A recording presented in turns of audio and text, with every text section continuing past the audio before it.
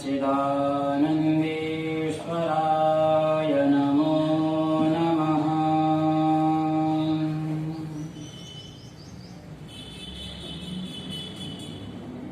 ॐ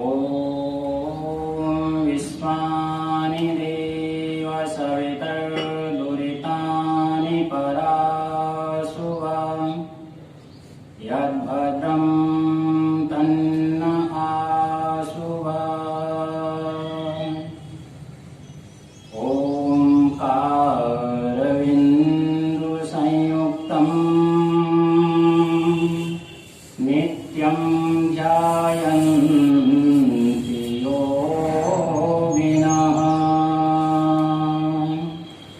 कामदं मोक्षदं चैव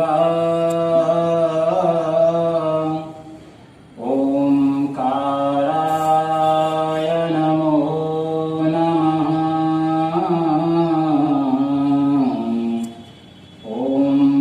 ओंकाराय नमो नमः।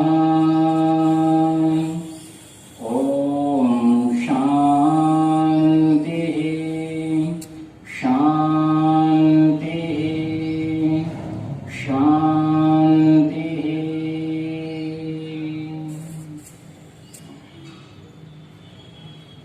आदरणीय प्रधान जी, सम्माननीय मंत्री जी, सभी धर्मप्रेमी सज्जनों, वंदनीय मातृशक्ति, परमपिता परमात्मा की असीम अनुकंपा से हम सभी यहाँ एकत्रित हुए हैं और आप सभी ने यज्ञ श्रेष्ठ कर्म किया है और वेदवाणी का श्रवण किया है और वेद मंत्रों का उच्चारण भी किया है।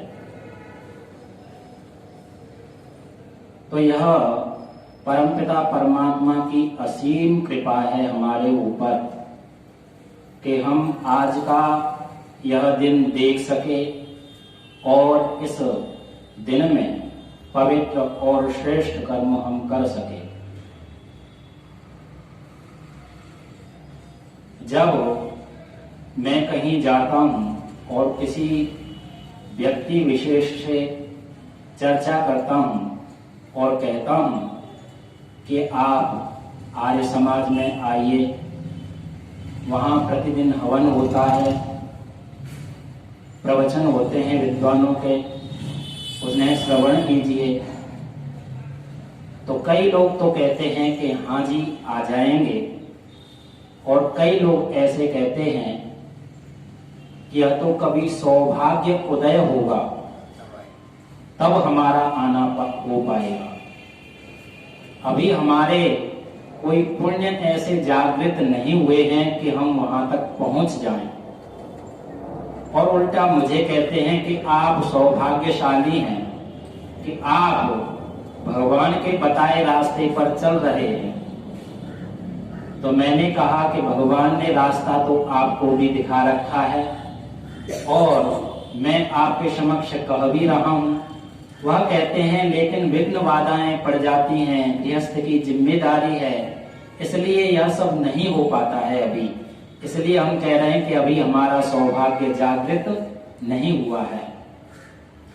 तो हम सभी यहाँ पर एकत्रित हुए हैं, बेशक कम हैं, लेकिन हम बहुत सौभाग्यशाली हैं जो कि हमने यज्ञ कर्म किया और श्रेष्ठ वचन श्रवण कर रहे हैं। तो हमें परमपिता परमात्मा ने मनुष्य का जीवन दिया है और बुद्धि विशेष के द्वारा हमें अलंकृत किया है।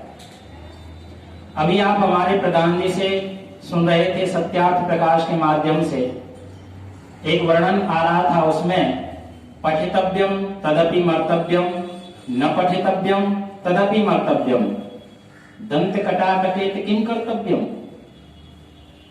जब पढ़ के भी मरना है और बिना पढ़े भी मरना है, तो पढ़ करके ज्ञान प्राप्त करके क्या करना है। ठीक है, लेकिन परमपिता परमात्मा ने मनुष्यों में और अन्य प्राणियों में भेद किया है। और यदि हम अपने आप को मनुष्य मानते हैं तो हमें ज्ञान प्राप्त करना ही पड़ेगा। यदि हम अपने आप को बुद्धिमान मानते हैं तो हमें विशिष्ट ज्ञान की प्राप्ति करनी ही होगी, तभी हम बुद्धिमान कहलाएंगे। अन्यथा हम बुद्धिमान केवल अपनी दृष्टि में हो सकते हैं, और हर कोई व्यक्ति, हर कोई प्राणी अपनी दृष्टि में बुद्धिमान होता है।